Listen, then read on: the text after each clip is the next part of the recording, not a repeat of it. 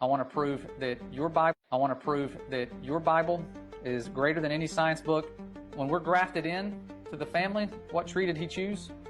Olive tree. And then when I looked up this grafting in, he must be of the same species or closely related. You need the same chromosome number. And humans have 46 chromosomes. Chromosomes were discovered in 1879.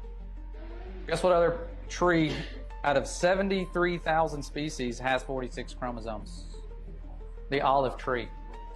The olive tree has 46 chromosomes. So our Father wasn't just randomly getting his prophets to speak stuff randomly. They were speaking about stuff we didn't discover until the 1800s. That's proof that our Father knows his creation better than we do. And surprisingly enough, when he comes harvest time, where are you going to stand? Where are those feet going to touch down when they're trying to war against him? The Mount of Olives, harvesting, the grafted in. And when our Messiah was talking to his disciples about the end times, where was he standing? Mount of Olives. What was he saying was going to gather everybody together? The four winds of the heavens. We had a lot of prophets: Jeremiah, Ezekiel, Daniel, Zechariah, John, speaking of the four winds of the heavens. And these guys are talking about this. There might be some validity to it. Let's see what science says. Oh, look what they discovered in 1920. There's four winds up above us, the fastest winds in the world.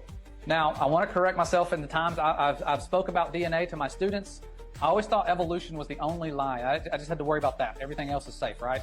Wrong. DNA, the way it's taught, is an absolute lie.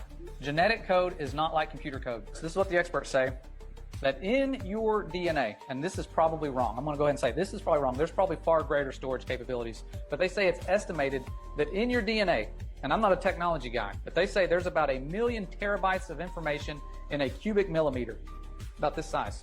Now, I wanted to do the math. I want to say how many cubic millimeters do we have of DNA in our body? You do the math, and then you multiply, and it becomes 1,992,000,000,000 terabytes of data in the human body. I wanted to find out what it would be like if we just made a storage facility that could store all that. Do you think we could do that? Well, according to the experts, they say that amount you cited, nearly 2 yottabytes, I didn't even know what that was, is a theoretical scale of data for which current practical storage solutions do not exist. So there's no way you could store this with any type of storage we have in the entire world. Sometimes estimates from 2020 put the total amount of global data at 44 zettabytes, a fraction of the amount you described. So in each of your masterfully created bodies is more stored information than we could store in the entire world.